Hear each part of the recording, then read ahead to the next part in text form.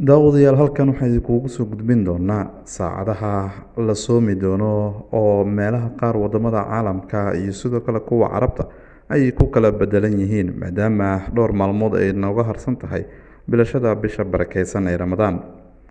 haddaba saacadaha la soomi doono bisha barakeysan ee ramadaan sanadkan ayaa dowladaha qaarkood ay ku kala duwan yihiin, waxaana la tilmaamayaa in ay kuwa ay ku badan yihiin saacadaha kuwana ay yaryihiin marka loo eego sanadkan wadamada carabeed iyo sidoo kale kuwa caalamka.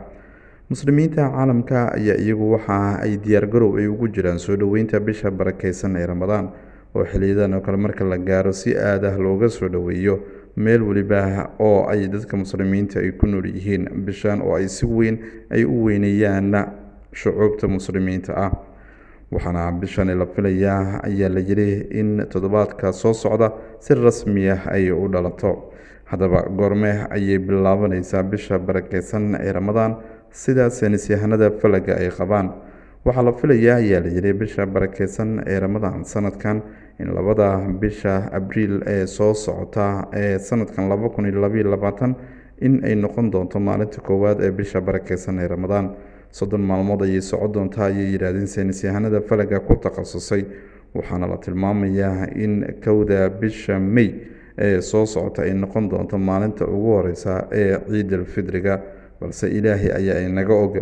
saacadaha bishan barakeysan ee ramadaan ayaa dowladda kale waa ay ku kala bedelan yihiin, waxaana la tilmaamayaa in wadamada qaar ay waqti yar ay soomi doonaan, kuwa kalena waqti badan ay soomi doonaan. dowladaha Algeria, Suudaan tusaale ahaan haddii aanu soo qaadano, waxaa la tilmaamayaa in iyagu ay noqon doonaan kuwo daqiiqado uun kala horeyn doona wadamadaasi.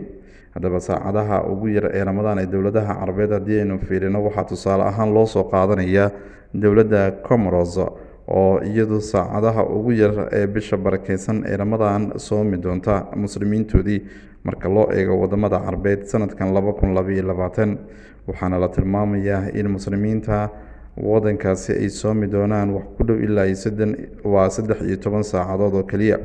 saacadaha ugu dheer ee ramadaan dowladaha carabeed waxaa soo gelaya dowladda Morocco, Ciraaq oo iyagu soomi doonaan ayaa la yiri waqti badan oo bishan barakeysan ee ramadaan ah, 15 saacadood iyo nus saac ayay iyagu soomi doonaan ayaa la yiri muslimiinta wadamadaasi. ama wadamada kale ee soo haray ee dowladaha carabeed ayaa waxaa la tilmaamayaa in iyagu ay noqon doonaan kuwa saacadahoodii ay iska yaraan doonaan. waxaa ka mid ah Comoros oo 13 saacadood soomi doonta, Soomaaliya 13 saacadood iyo 30 daqiiqo, Suuriya 14 saacadood, Suudaan 14 saacadood iyo 20 daqiiqo, Yemen 14 saacadood iyo 27 daqiiqo, Baxrayn 14 saacadood iyo 30 daqiiqo, Mauritania 14 saacadood iyo 32 daqiiqo, Masar 15 saacadood ayaa la soomi doonaa, Qatar waxaa la soomi doonaa 15 saacadood, Sacuudiga 15 saacadood, Imaaraadka 15 saacadood, Kuwait 15 saacadood, Saldanada Cumaan 15 saacadood ayay soomi doonaan. dalkaasi Kuwait waxaa laga soomi doonaa muddo 15 saacadood, Lubnaan si la mid ah, Urdun si la mid ah, Falastiin si la mid ah, Liibiya si la mid ah, Tunisia 15 saacadood iyo 30 daqiiqo ayaa laga soomi doonaa. dhinaca Algeria haddii aynu fiirino 15 saacadood iyo 30 daqiiqo, Morocco ayaa la mid ah iyo sidoo kale wadanka Ciraaq.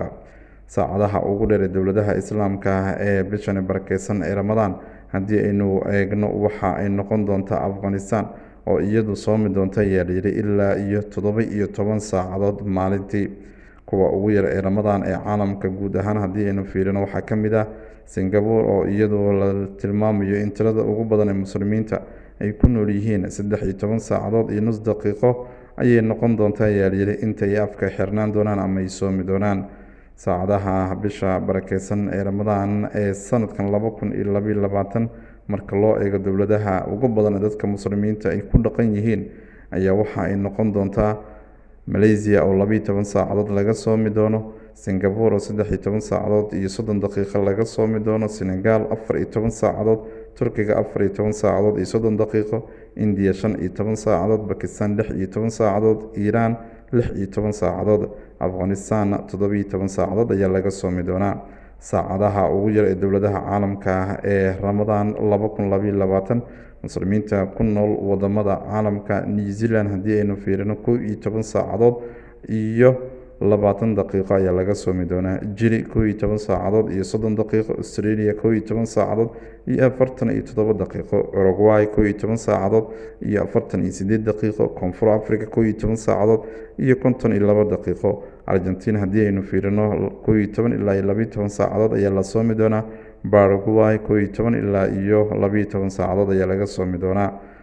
saacadaha wadamada ugu dheer ee caalamka 2022 haddii aynu fiirino kuwa ka badan 18 saacadood waxaa ka mid ah Iceland 19 saacadood iyo 59 daqiiqo ayaa laga soomi doonaa ama muslimiinta ku dhaqan ay soomi doonaan.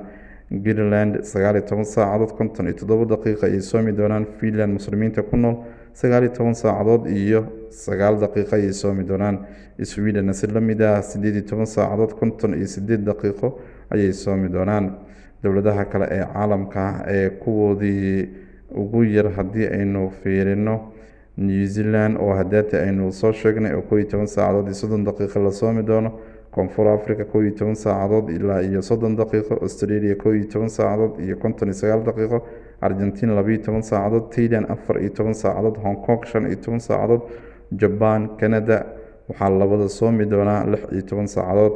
Chinaha iyo sidoo kale Mareykanka waxaa la tilmaamayaa in 16 saacadood iyo nus daqiiqo ay ama babar daqiiqo ay u wada soomi doonaan. Britain, Norway, Denmark waxay soomi doonaan 17 saacadood. waa Scotland, Switzerland, Poland waxay soomi doonaan 18 saacadood. Norway, Finland, Greenland iyo Ruushka 20 saacadood ayay soomi doonaan. wadamadaasi waxa ay ahaayeen kuwa muslimiinta ah ay ku nool yihiin oo daawadayaal aan idin dulmaraynay saacadaha ugu badan iyo kuwa ugu yar ee bisha barakeysan ee Ramadaan. sanadkan inta saacadood ay noqon doonaan maalmaha amaba maalintii inta ay afka ay xirnaan doonaan soonka bisha barakeysan ee Ramadaan.